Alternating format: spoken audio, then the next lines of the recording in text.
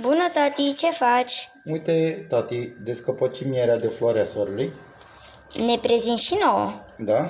Cu ocazia asta tundem și surplusul de ceară după ramă, ca să obținem o cantitate mai mare de ceară.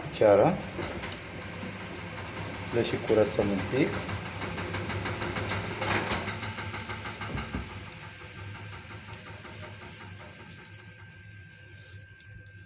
Și văd că e destul de puțină ceară. Iau cât trebuie.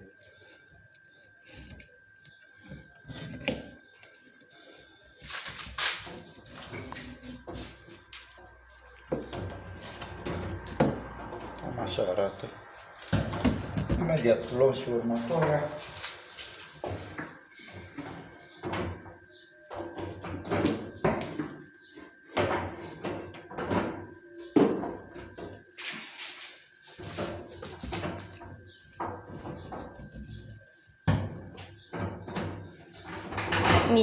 Mi se pare foarte interesant.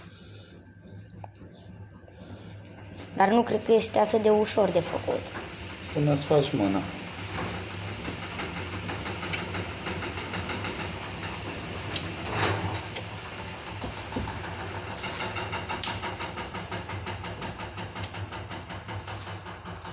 Eu nu mă descurc cu furculița de descăpăcit.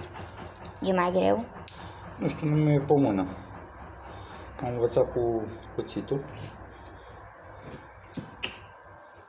Luăm rama, o dăm invers și luăm și surplusul ăsta de ceară.